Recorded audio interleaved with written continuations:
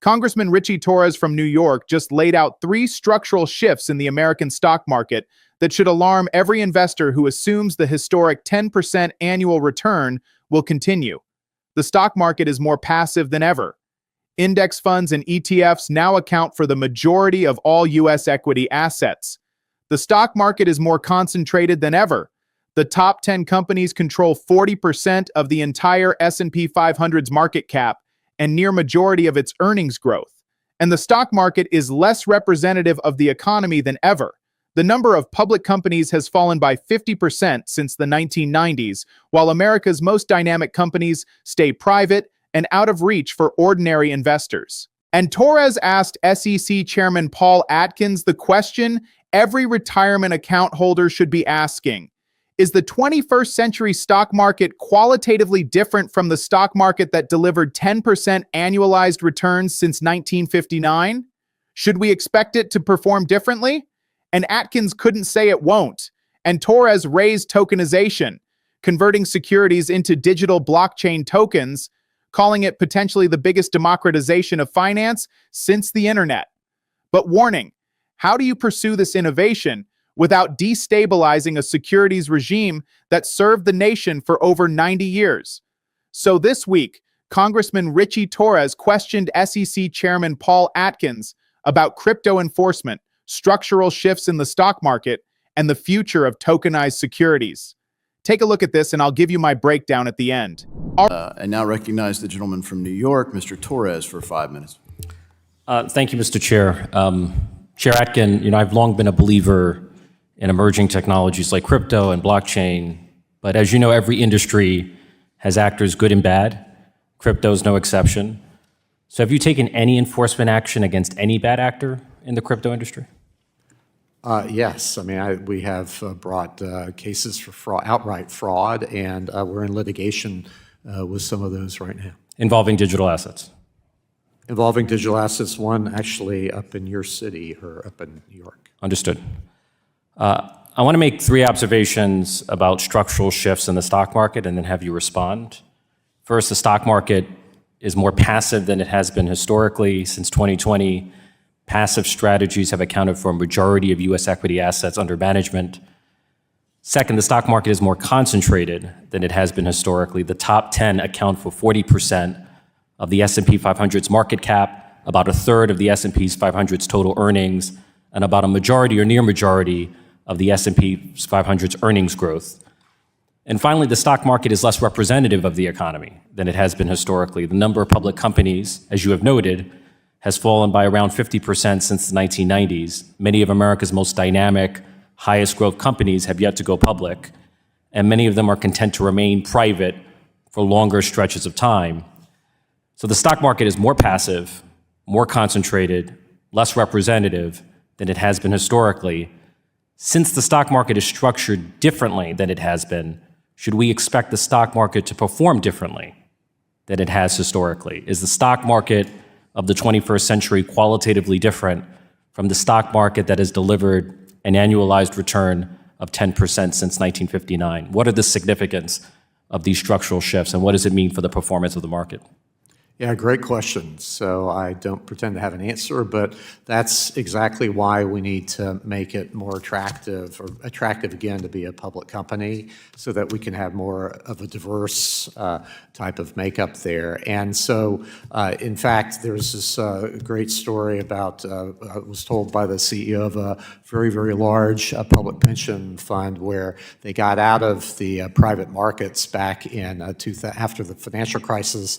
They call it the dark years, where they lost, they went down from 90% coverage of their anticipated benefits down into the 70s, and they attribute that to not being involved in the private market. So to have a well-diversified portfolio, you need to have exposure to private markets. If we can make IPOs great again, make public companies make up a much more diverse type of the marketplace, I think we can maybe solve that part of the problem and get back to your point. I'm cautiously optimistic about tokenization. I do believe tokenization has the potential to create a better, cheaper, and faster financial system, greater tradability, instantaneous settlement, greater liquidity, greater fractionalization of shares, and hopefully with it, a greater democratization of finance. Just like digitization through the internet brought a wave of new consumers to commerce, tokenization could bring a wave of new investors to the capital markets. Having said all that, an innovation like tokenization is not without risk. And so how do we pursue an innovation that disrupts traditional securities without destabilizing a traditional securities regime that has served our nation reasonably well for more than 90 years? No, I agree with you very much. And so that's why we'll do this deliberatively. We will make sure that issuers, have insight into where their securities are, and that tokenized securities are securities and will be treated as such, and that we need to adjust where we have to the rules, but to ensure that there's transparency, integrity to the markets, and to make sure that the national market system is upheld. Do you have a timeline for the tokenization of securities, or? It'll be unfolding here over the next few years, but what we do now will be really seminal in making sure that it's done deliberatively and in good order. And what are the implications of tokenized securities for corporate governance? It's been said that tokenized securities could mean the end of proxy voting. What is your sense of the implications? I think it might be even more, it might be better for it, frankly, because then you'll know where securities are and who's, you won't know voting necessarily, but I think there'll be a lot more accountability and transparency. I see my time is about to expire. All right, let's talk about what you just heard, because Congressman Ritchie Torres just asked one of the most intellectually serious questions I've heard in a congressional hearing about markets. He didn't grandstand. He didn't attack. He laid out 3 data-driven structural shifts in the American stock market and asked the SEC chairman whether those shifts mean the market of the future will behave differently from the market of the past. That's the question every American with a 401k, an IRA, or a pension needs answered. Let me walk you through what Torres exposed, because this is about whether the foundational assumptions behind American retirement savings still hold. Torres started with a quick but important crypto question. I've long been a believer in emerging technologies like crypto and blockchain, but every industry has actors, good and bad. Crypto is no exception.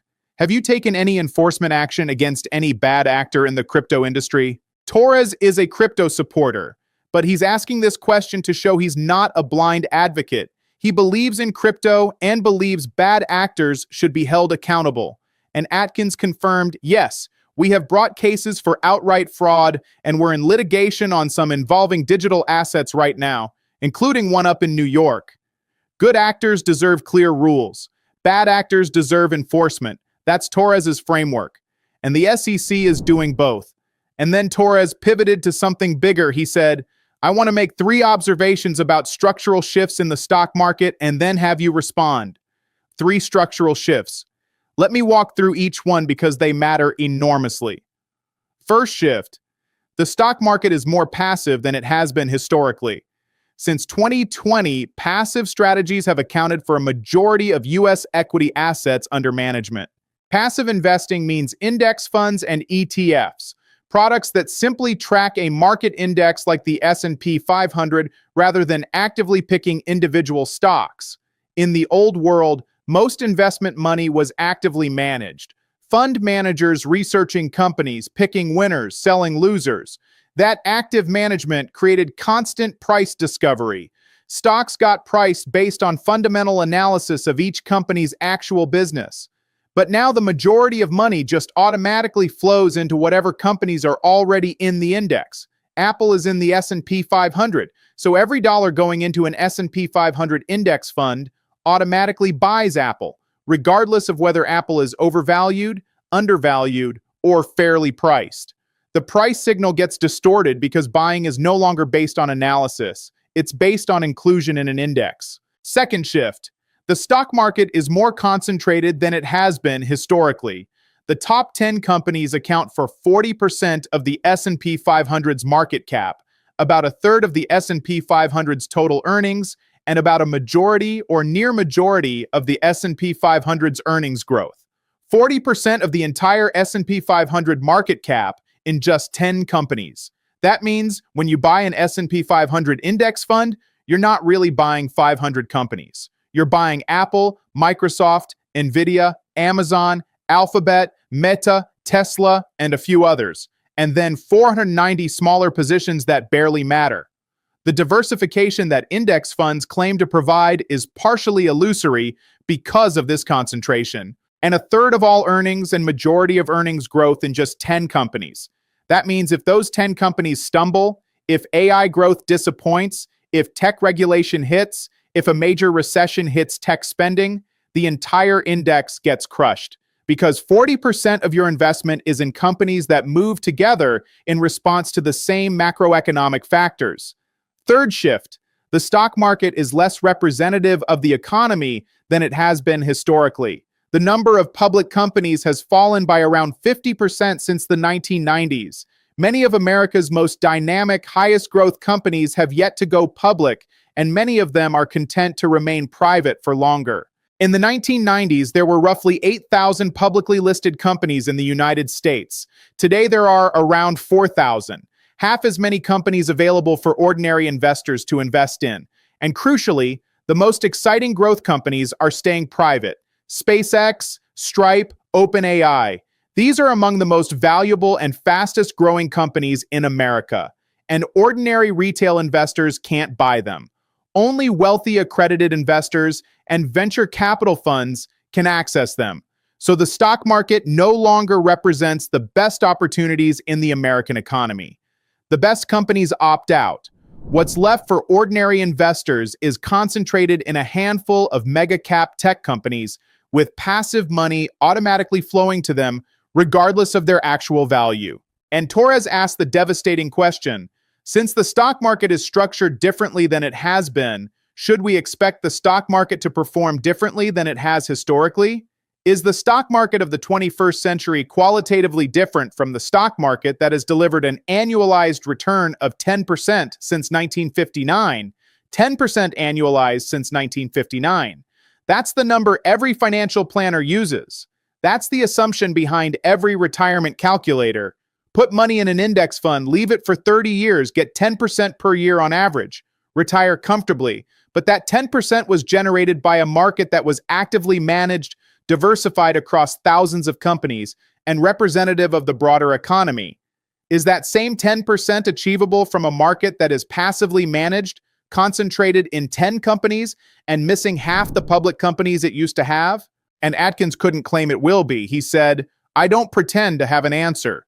But that's exactly why we need to make it more attractive again to be a public company, so we can have a more diverse makeup."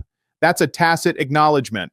The SEC chairman doesn't know if the historic 10% return is sustainable in this new market structure, and his solution is to get more companies to go public, reducing concentration and increasing representation.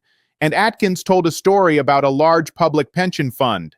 After the financial crisis, they got out of private markets. They called it the dark years. They went from 90% coverage of their anticipated benefits down into the 70s, and they attributed that to not being involved in the private markets. So to have a well-diversified portfolio, you need exposure to private markets. This is significant. A pension fund that manages retirement savings for thousands of public employees, teachers, firefighters, government workers, saw its coverage ratio collapse from 90% to the 70s because it wasn't invested in private markets where the best growth opportunities were. And Atkins is saying, if we can make IPOs great again and get more companies public, ordinary investors can access those returns without needing to be wealthy accredited investors. And then Torres raised tokenization. He said, "I'm cautiously optimistic about tokenization. I believe tokenization has the potential to create a better, cheaper, and faster financial system. Greater tradability, instantaneous settlement, greater liquidity, greater fractionalization of shares, and hopefully greater democratization of finance. Just like digitization through the internet brought a wave of new customers to commerce, tokenization could bring a wave of new investors to the capital markets. Tokenization, converting traditional securities, stocks, bonds, real estate, into digital tokens on a blockchain. The implications are enormous. Right now, buying a share of stock takes 2 business days to settle. With tokenized securities, settlement could be instantaneous. Right now, fractional shares are still limited. With tokenization, you could own 0.0001% of a building or a private company. Right now, many assets are illiquid.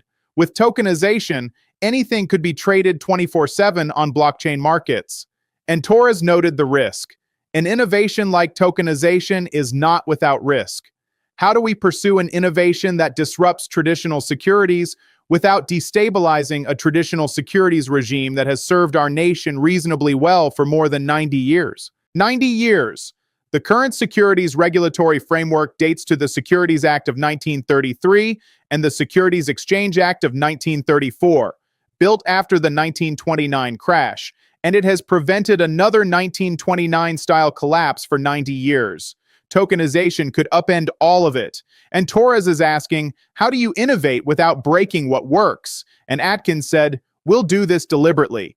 Tokenized securities are securities and will be treated as such. We need to adjust the rules but ensure transparency and integrity of markets. The national market system must be upheld. And this will unfold over the next few years, but what we do now will be seminal.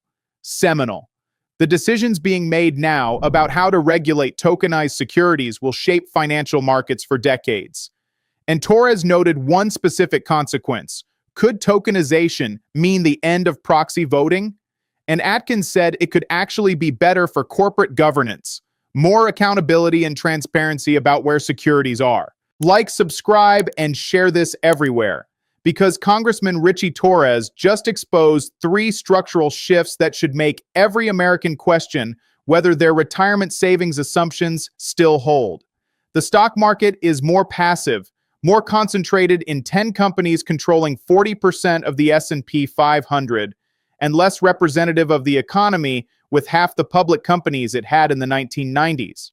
The SEC chairman couldn't guarantee the historic 10% return still applies. And tokenization could either democratize finance for ordinary Americans or blow up a securities regime that's prevented another 1929 for 90 years.